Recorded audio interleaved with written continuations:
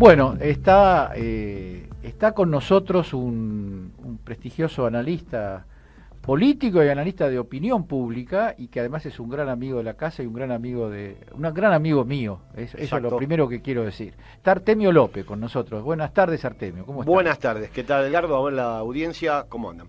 Despachate con lo que quieras, porque con vos no hablamos desde antes del temporal, desde antes de la tormenta que se llevó. Vos lo venías anunciando, se preveía. El que la vio venir es Nathanson, pero después de él nosotros. Vamos a arrancar con un chiste para aflojar un poco. Nathanson, hace mucho que no escucho hablar de la derecha moderna, ¿no? Hizo una nota ahora.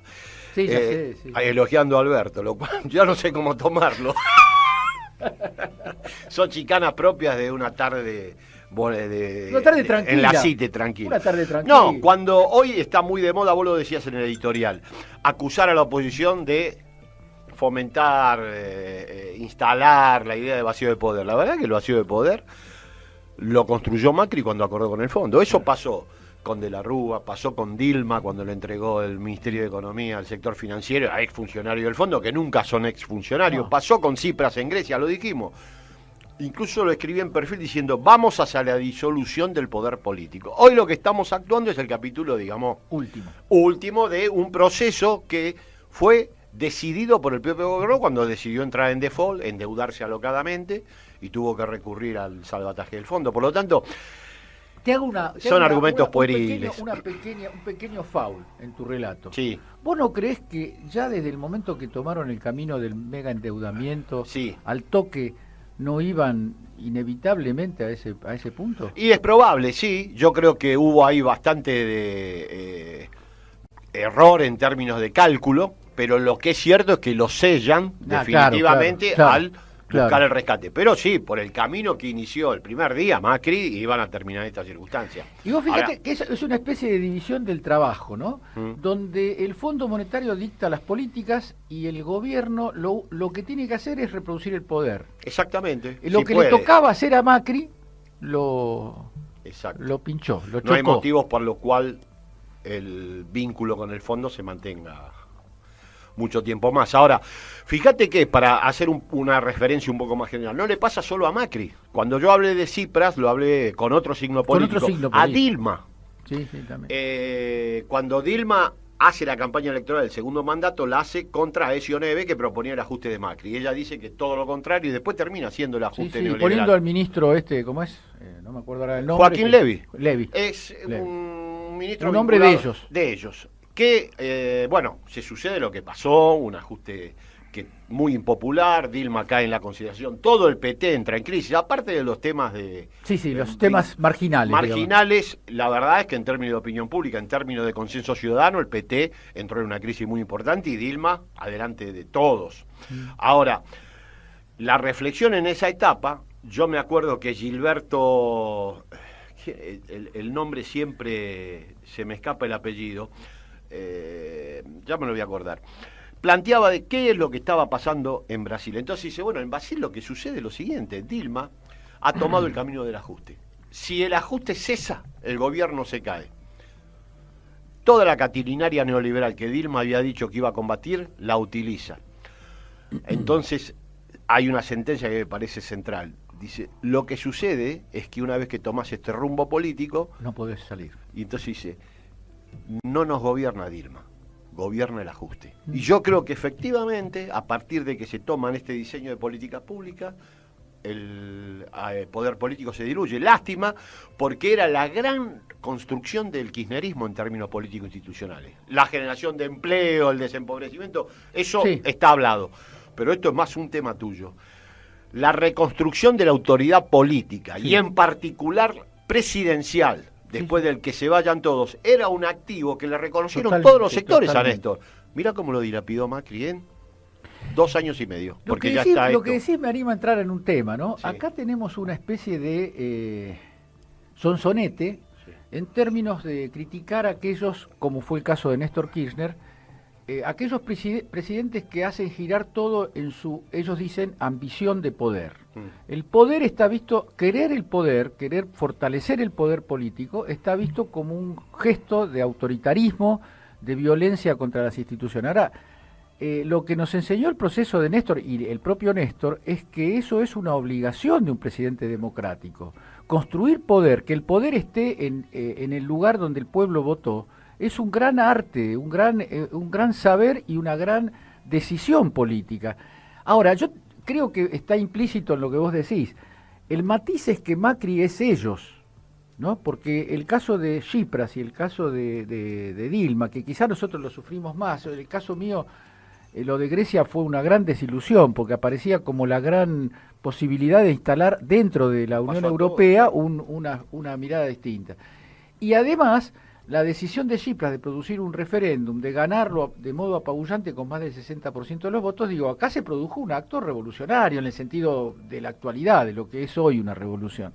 Y después vino el paso atrás. Ahora, Macri, es cierto que el fondo ya, cuando uno firma con el fondo, renuncia a cualquier herramienta propia. Sí. Pero ya la apertura del endeudamiento, la apertura de la solución, entre comillas, del conflicto con el juez Griesa y con los fondos buitres, ya era una especie de punto de partida que iba en esa dirección. Exactamente. Lo del fondo rubrica, corona y definitivamente galvaniza la toma de las riendas socioeconómicas y luego políticas del proceso que se abrió en 2015, no cabe ninguna duda. Ahora, Artemio, ¿y hoy cómo hacemos hoy? Porque creo que vas a estar de acuerdo conmigo que desde el punto de vista del deseo, a mí me gustaría que sea en la elección el momento que está pautada y la entrega del gobierno cuando está pautada. Pero no me da mi imaginación para pensar este país, el día de hoy proyectado de acá a 3 o 4 meses. La verdad es que me da un poco de miedo habiendo visto las cosas que vi en este país. No, yo vaticinios, te imaginas, no estoy en condiciones de hacerlo. No, pero ¿cómo lo vivís? No, lo vivo con mucha preocupación. Este proceso de espiralización de la crisis social está evidente y nos recuerda momentos muy complejos, no solamente el 2001, hubieron varios momentos de esto. Sí. Para que tengamos una idea, la gente del CONICET empalmó la serie de pobreza 2015 en adelante porque, bueno, hubo el problema de la no medición en el lapso final del kirchnerismo, proceso 2011-2015, y la pobreza no se midió. ¿Qué dio como resultado este estudio? Bueno, Dani, no me acuerdo el nombre de este chico, Stilgard, Sack, bueno, son 3 investigadores sobre el tema pobreza, está publicado, está público. Dijeron que el kirchnerismo se retiró con 26.9% de pobreza, por ingresos. Es un número de referencia. En los primeros 6 meses Macri la llegó a 32 con la primera devaluación que rompió la hipótesis Prat-Gay, que el dólar ya estaba en 16, no estaba en 16, los precios se corrieron todo, produjo una mega. Luego, la pobreza ahí ya fue 32. Macri dice, yo heredé 32, no, él heredó 27. La primera medición de él es 32. Eso claro, pero él, bueno, perito para la vieja, como acá había una gran oscuridad con respecto a ello, él aprovecha. Claro. Y tomó 32, luego el proceso que sucedió, siguieron habiendo devaluaciones, creció el país en el 2017, bajó un poco la pobreza, pero ahora la última medición del INDEC en el último trimestre del 2018 arrojó 32. Antes de la devaluación... ¿32 otra vez? 32%, nuevamente. Ajá. Lo instaló nuevamente en los niveles porque subió y bajó. Sí, tuvo un pequeño valle a partir del 2017, donde la economía creció 2,5 puntos, y luego, bueno, entró en recesión, ya creo que van 8 trimestres de recesión continua. 32, ahora eso fue antes de la devaluación. La perspectiva es que hoy estamos ya en 40 puntos, por el impacto que va a tener el corrimiento a precios que ya está teniendo, del dólar de 45, no sé qué cerró, y 60, no sé. 60 bueno, 60. Monedas.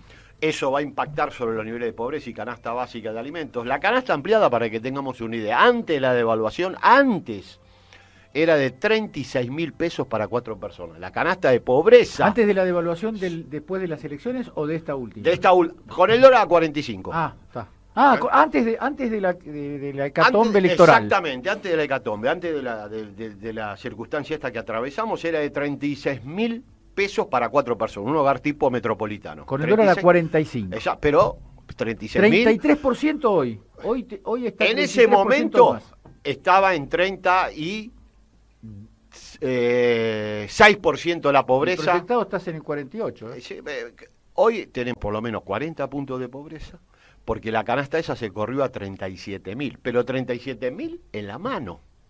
O sea, a nivel salarial, nosotros tenemos que pensar en un salario de 45.000 pesos brutos, un ingreso familiar si es que tuviera en blanco. Bueno, eso deja el 40% de la población, por lo menos bajo la línea de pobreza, y más del 55% de los menores de 15 años.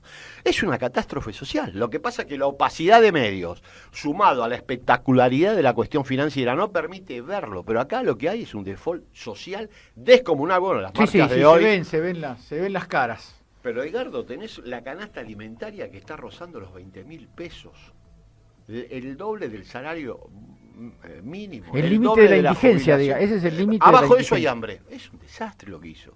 No se puede creer lo que hizo este gobierno. Por eso que vos me decís, ¿a dónde va? Bueno, yo no puedo evaluar el ritmo, pero que la crisis social va por el ascensor y los acomodamientos institucionales y electorales van por la escalera, y medio que yo comparto eso. Y el vacío de poder, lo haya dicho o no lo haya dicho la gente del fondo, es un hecho visible, porque no hay política.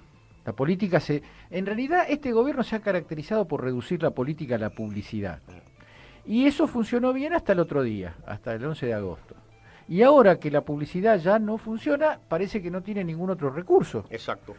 Y entonces está la cuestión que vos comentabas, la situación de inestabilidad hasta desde el punto de vista de las conductas de algunos. Bueno, inestabilidad sí, emocional. Algunos dicen eso es marketing. No, eso prueba la situación de tensiones que están viviendo. Y que no es para menos, ¿no? Están en una circunstancia completamente descontrolada y no tiene ninguna rienda en sus manos como para corregirla. Creo que es un episodio complejo, previsible al hartazgo. ¿Vos creés, a propósito de eso, Artemio, estamos con Artemio López, porque suelo recibir las críticas que la gente pone en la radio y no se entera con quién estamos hablando.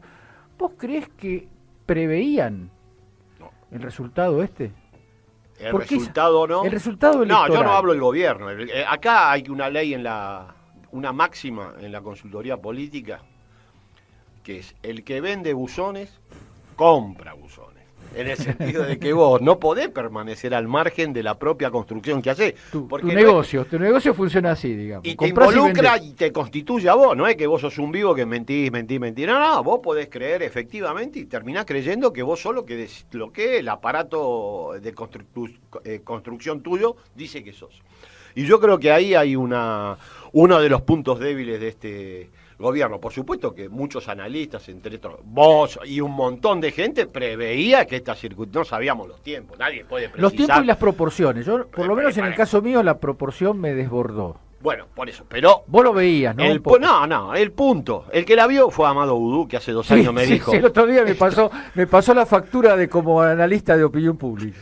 Bueno, casi fechado, y si va a pasar esto, y se gana en primera vuelta. Me lo dijo hace un año, ahora lo dice todo el mundo, pero él me lo dijo hace un año, con lo cual, efectivamente, si le tenemos que dar crédito a alguien, hay que dársela a él, porque efectivamente fue así. Ahora, muchos analistas coincidieron en lo que vos decías, por este camino, bueno, no sabemos cuándo. Pero estaba entrando en una zona oscura, pero... yo creo que lo del 11 de agosto fue algo más que algo que fue madurando. Fue una especie de salto en calidad, algo que superó las previsiones de todos. Yo cuando estaba recibiendo los números realmente no lo podía creer, porque es un escenario... ¿Vos te acordás que se decía 3 puntos, 6 puntos? Sí, claro. Si supera los 3 pero no llega a 6. Distintos escenarios, todos muy conservadores. Yo decía 6 y muchos amigos me miraban como, estás optimista, digamos. Los analistas, digamos, críticos incluso estaban imbuidos del pesimismo precautorio. Claro, de no inflar los globos. Pero evidentemente la respuesta electoral fue contundente. Y creo que va a ser peor, bastante peor, de cara a la elección de octubre. Es difícil, si te contratan para la campaña de Cambiemos, ¿qué haces? Bueno, vos no aceptarías igual, pero suponete que no fuera tu... No, queda la incógnita, lo único que queda por develar es qué pasa en la ciudad. Porque la verdad es que todo lo demás está súper resuelto. Mendoza, ahora, vos decís que también hablando así de... Mendoza es un problema para Cornejo severo, grande, muy complicado. Salvo Córdoba, y Cava, donde ganó el macrismo, la verdad es que los distritos que quedan son complejos y los que no adelantaron elecciones ejecutivas se van a complicar. Claro, porque aparte cambia el clima político en general, Totalmente. más allá de la realidad Bueno, provincial. eso que vos señalás es porque le da complejidad a la elección de Cava. Claro. Porque lo que vos me hablabas Claro. fuera de micrófono, ¿en qué condiciones vamos a estar Claro, votando el claro. eventual balotaje Claro. en Cava en noviembre? Claro, ¿A este claro. ritmo? Claro. Imaginarse este país en noviembre es Por eso ciencia te ficción. digo. O sea que eso no hay que darlo por cerrado. Ya la primera señal fue que Lamens hizo una elección por Muy arriba muy de la bueno. media. Sí, muy bueno. ¿Eso qué muy fue? bueno. Desde Cristina en el 2011 no hubo una No elección hubo una así. elección así. Es una señal de que el distrito es sensible a lo que acontezca en términos nacionales. Y con una derrota decisiva de Cambiemos en Nación, provincia, en varios municipios del interior bonaerense, del conurbano, a nivel provincial, con la situación socioeconómica que existe hoy en Argentina desplegándose, son los inicios, yo quiero ver ese balotaje. Pero además estamos haciendo abstracción de algo que es más difícil de medir en términos cuantitativos, que es la disolución del poder. Claro. Entramos en una etapa, todos los días hay menos poder, todos los días el gobierno tiene menos poder que el día anterior. Exacto. Y eso tiene una dinámica en crecimiento, es una espiral ascendente, no es una cosa que, bueno, la vas a mantener un poquito controlada. Yo además tengo la sensación, esto ya no corresponde que sea materia de análisis porque es una intuición, estamos entrando en una zona muy crítica, ¿no? Estamos entrando en una zona de muy difícil pronóstico, no sé cómo la vivís en ese punto. Sí, claro, bueno, la PASO en eso, digamos que puso una señal de aceleramiento a esta circunstancia que ya acontecía, ya el gobierno tenía una dilución de poder notable a partir de mediados del año pasado, pero con la PASO ahora, bueno, obviamente, medio como que pasó lo que se quiso evitar con la reforma del 94, que eran las transiciones largas, Claro, ¿viste? claro, Medio como claro. que la PASO ahora hace una transición Sí, larga sí, hasta sí. diciembre. Y nadie lo vio eso, ¿no? Pero es que nadie lo vio. No. Hemos hablado tanto de las pasos a favor, en contra, pero esta posibilidad no la vimos. No le vamos porque se pensó en otro contexto totalmente diferente, pero tampoco vimos la posibilidad de que un gobierno constitucional destruyera su poder, Claro, de manera que el problema una finalmente paso, no son las pasos, ¿no? una paso Claro. le acelera un proceso de licuación. Es increíble. Pero bueno, así es el neoliberalismo. El neoliberalismo finalmente es incompatible. Primero comienza a tener restricciones, te molestan los gremios, te molestan las movilizaciones, y al final tenés ya una valla insalvable en las propias elecciones. En las Te elecciones. molesta tener elecciones. O sea, Sí. El mundo ideal del neoliberalismo no es con elecciones. no es con Es elecciones. evidente. Dice no, porque sin gremio. Sin gremio estoy de acuerdo, no quiere, pero tampoco quieren elecciones. No, porque la quieren solamente cuando en los momentos que logran controlar, y la verdad es que este gobierno sí ha tenido, si se pudiera hablar de mérito de este gobierno, la capacidad de penetración cultural en un sector de la sociedad que le permitió, porque esto entró en un derrumbe ahora, pero esto viene siendo muy duro para los sectores populares desde casi desde que empezó esto, ¿no? Primero hay una especie de confianza, de promesa, vamos a ver qué pasa, pero eso ya en el 2018 se había ido. Claro, ya te quebrando. acordás que hablamos que en el 2017 había señales de que este gobierno no era un dispositivo electoral tan exitoso. Ellos sacaron 41 puntos en el ciclo ascendente, Sí. creciendo y en la elección primera. Sí. Eso fue peor que Alfonsín, Menem, Néstor Kirchner, solo mejor que De la Rúa y la crisis de la 125. Ya era un dispositivo discreto en el 2017. Bueno, ahora está frente a lo que fueron. O sea, pasa que los analistas, los medios oficialistas, le dieron un volumen en términos conceptuales a esto que quizás no lo tenía. Un análisis más despojado. No digo opositor, despojado de todo interés. Hubiera visto que ahí tenía cierta robustez, pero también muchas fragilidades a la vista. Y la elección de medio mandato lo mostró claramente. Así que... Ahora, lo otro fue el muñecazo de Cristina, ¿no? Totalmente. El muñecazo de Cristina creó un escenario... Y bueno, por eso es Cristina Kirchner, ¿no? Y este escenario sí que lo imaginó ella sola. Sí. O sea, eso forma parte del bagaje de conocimiento político del que tiene la cima del conocimiento de su época. La imaginación y el poder, porque ella lo pensó y lo construyó. Exacto. Lo construyó con el habla, dijo, el candidato va a ser este y yo voy a ser candidato. Rompió lógicas de ancestrales de la consultoría política, que era, pongamos, primero al que más mide. Claro, o primero hagamos una encuesta. Hagamos una encuesta, el que más mide va. Bueno, si hacíamos una encuesta, Era ella. Alberto no salía. No, claro, era... Y bueno, y la construcción del candidato, eso también hay que estudiarlo. También. Porque eso merece una reflexión conceptual y teórica. Estamos frente a un tipo de liderazgo que puede provocar estos efectos. No cualquiera hace eso. Totalmente. Por eso le da un valor cualitativo al liderazgo de Cristina Kirchner que hay que analizar. Y además, Alberto dice, no es solo generosidad, pero también el líder, reunir en una persona la capacidad de imaginación, de arte político para crear un escenario que no existe, pero además la de renunciar a estar en el centro. Porque eso es muy difícil, Artemio. Vos tenés mucho trato, has tenido y tenés mucho trato, como yo, con personajes del mundo de la política, de otras épocas, de ahora. Eso es muy difícil de encontrar. Claro. El tipo, la tipa que ve que va para adelante, no se imagina que eso tiene un techo y que tiene que construir algo a su alrededor. En general tiene ese problema. Cristina, desde el pico de poder político, ¿cuánto medía Cristina cuando tomó esa decisión? No, no te puedo decir, pero estaba arriba del 37% del 2017, estaba en torno, no sé, cuando lo tomó exacto ese día. Por eso, pero andaba por ahí. Era 40 puntos. Así que era el piso de este espacio. Así es. Y el crecimiento a partir de la jugada. Y me parece que la elección, que el resultado electoral estuvo presente en la jugada, pero no fue el dato central. Yo tengo llamar la tesis es muy fanfarrón, pero yo creo que fue un mensaje político estratégico, es decir, hay una roca dura de la clase media, del capitalismo argentino tal como está constituido, sobre todo después del peronismo, que resiste y que se abroquela, y si no rompemos esa roca dura no hay transformaciones en la Argentina. Entonces, no es solo para ganar una elección, es para construir un polo de gobierno y de poder que pueda romper esa resistencia. Y lo que estamos hablando, me viene ahora a la cabeza, lo que vos me estás diciendo de la ciudad de Buenos Aires, creo que algo de eso es. Es decir, que hoy estemos pensando en la posibilidad de ganar la ciudad de Buenos Aires, que el peronismo, más allá de los matices, que el peronismo gane la gobernación de la provincia de Buenos Aires, es una consecuencia que yo creo que ni siquiera estaba soñada, pero es una consecuencia de la movida, sí, ¿o no? No cabe duda, sí.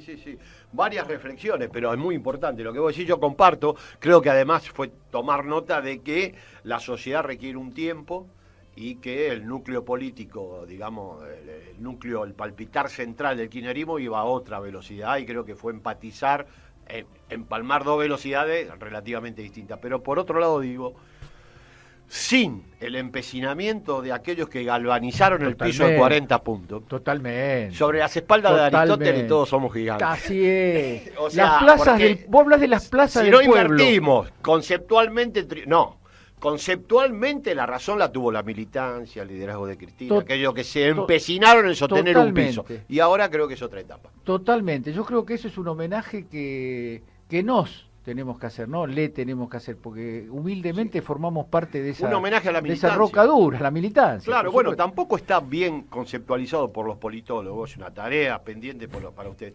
¿Cuál es la eficacia electoral de la militancia?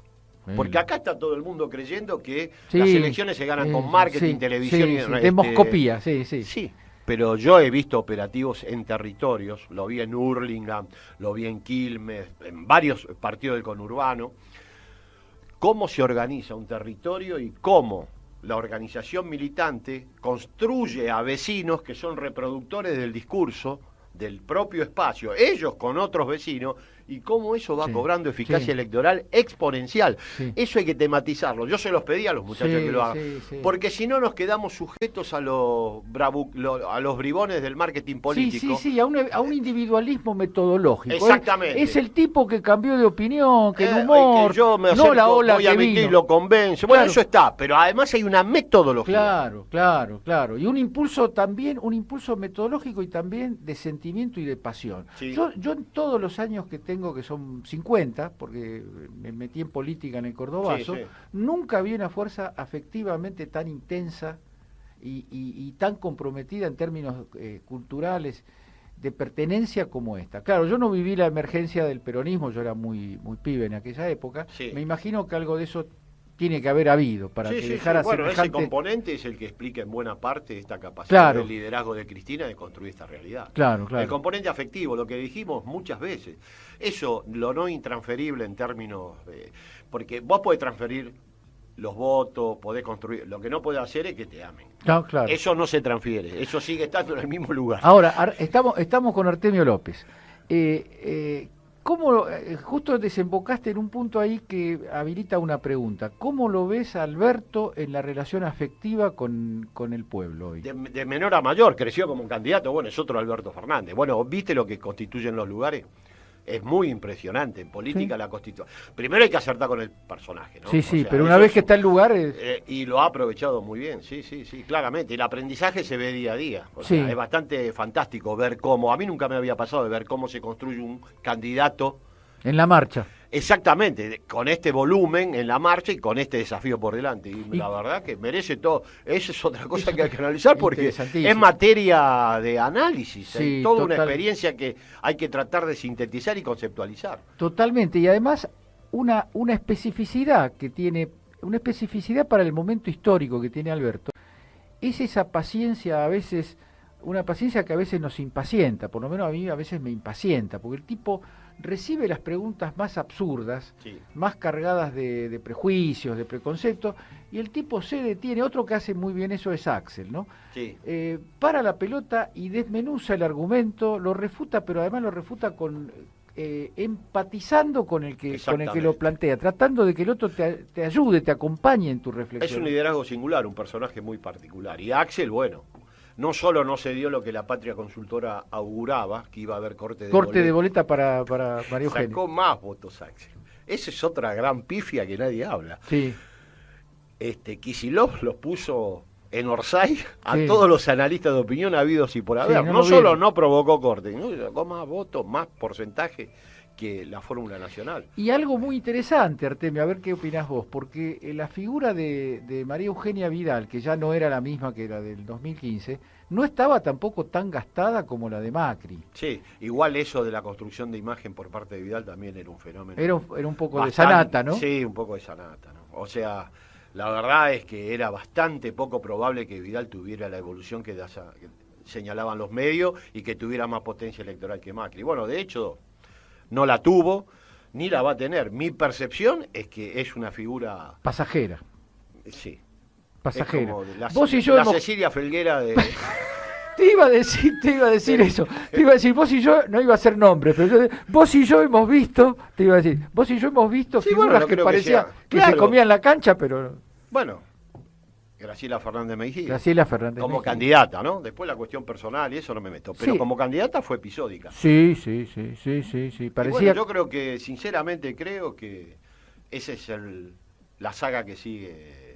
Es un triunfo de la política eso, Artemio, porque lo otro, lo que aparecía con esta figura que estamos nombrando, era un fenómeno de ilusión telemática, una ilusión visual de los medios de comunicación. La política pasa necesariamente por ahí, pero el cara a cara, yo creo que una nota de Ricardo Forster muy recomendable sobre esto, es el triunfo de las relaciones políticas y de las relaciones humanas por sobre la construcción artificial de sentido, ¿no? Claro. Es decir, el tema de... se dice tanto una cosa que parece cierta. Y yo no sé si a vos te pasa, pero a mí me pasa que en algún punto estremeció mi modo de pensar, ese aparente éxito inexplicable, que se da de patadas con todo lo que vivíamos. Digo, esto puede ser que el mundo vaya en esta dirección, y lo peor es que en muchos países eso es duradero, se construye y dura. Duradero, sí. Mi percepción fue que eso era más coyuntural, porque le atribuía a otros factores la derrota del 2015, que no vienen al caso, pero no estructurales, mucho menos por caducidad del proyecto. Eso nunca lo creí. No, claro. Pero después sí hubo desajuste, no importa, pero lo cierto es que, bueno, lo que vos señalaste ahora, ¿qué pasa con los procesos en Latinoamérica hoy? Claro. Porque lo de Argentina... es un pequeño viraje, ¿no? ¿Qué pasa en Ecuador? Lo de este muchacho...